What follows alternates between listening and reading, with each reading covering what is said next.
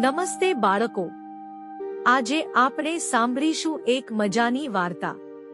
જો તમને વાર્તા ગમે તો લાઈક, શેર અને સબસ્ક્રાઇબ કરવાનું ભૂલતા નહીં. વાર્તાનું નામ છે રંગબેરંગી ઇન્દ્રધનુષ્યની શોધ. ચાલો શરૂ કરીએ. એક સુંદર ગામમાં બે દોસ્ત રહેતા હતા. એક છોકરો અને એક છોકરી. છોકરાનું નામ હતું વીર, છોકરીનું નામ હતું ઈશા. બંને ખૂબ સારા, સમજદાર અને જિજ્ઞાસુ બાળકો હતા. એક દિવસ સવારે જોરદાર વરસાદ પડ્યો. ઢબઢ ઢબઢ રસ્તાઓ પર પાણી વહેતું ગયું. થોડા સમય પછી વરસાદ બંધ થયો અને અચાનક આકાશમાં કંઈક ચમક્યું. વાહ, ઇન્દ્રધનુષ્ય! ઈશા ખુશ થઈને બોલી, વીર, જરા જો, આકાશમાં કેટલા સુંદર રંગ છે. વીર ઉત્સાહથી બોલ્યો, આ તો ઇન્દ્રધનુષ્ય છે. ચાલો તેને શોધવા જઈએ. બંને મિત્રો ખુશીથી ઇન્દ્રધનુષ્ય તરફ નીકળ્યા. લાલ રંગનું રહસ્ય, હિંમત.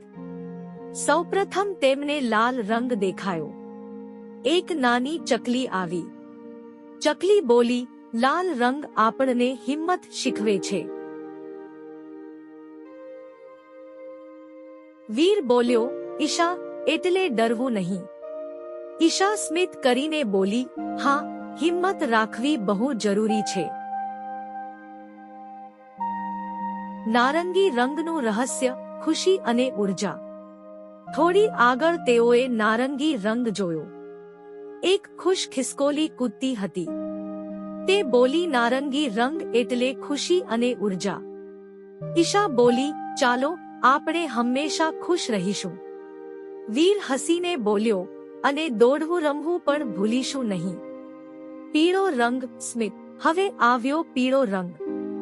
સૂર્યકિરણો જાણે કહેતા હોય, પીળો રંગ એટલે સ્મિત. વીર બોલ્યો, હું રોજ સ્મિત કરીશ. ઈશા બોલી, સ્મિત કરવાથી બધાને આનંદ મળે. લીલો રંગ, પ્રકૃતિનો પ્રેમ. આગળ તેઓએ લીલો રંગ જોયો. ઝાડ, ફૂલ અને ઘાસની ખુશ્બુ. એક ઝાડ ધીમેથી બોલ્યું, લીલો રંગ શીખવે છે પ્રકૃતિને પ્રેમ કરવો. ઈશા બોલી, અમે ઝાડોને નહીં કાપીએ. વીર બોલ્યો, અને કચરો યોગ્ય જગ્યાએ નાખીશું. વાદળી રંગ, શાંતિ. પછી આવ્યો વાદળી રંગ. આકાશ અને નદી શાંત લાગ્યા. નદીએ કહ્યું, વાદળી રંગ શીખવે છે શાંતિ રાખવી.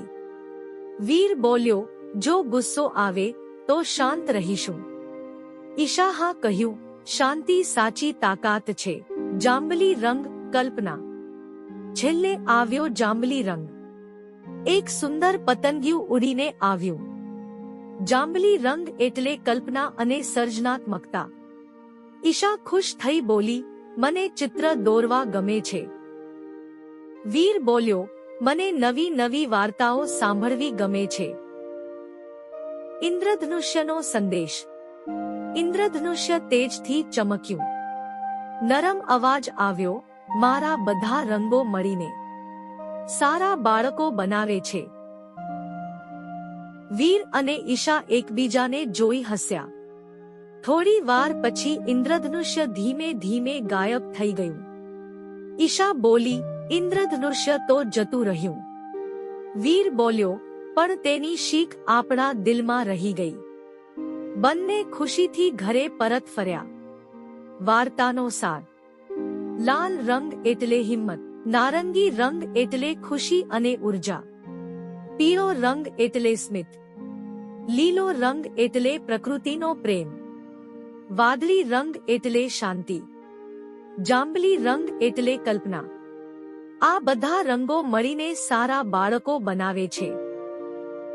જો તમને વાર્તા ગમી હોય તો લાઈક, શેર અને સબસ્ક્રાઇબ કરજો. Smile kids, learn, laugh and imagine.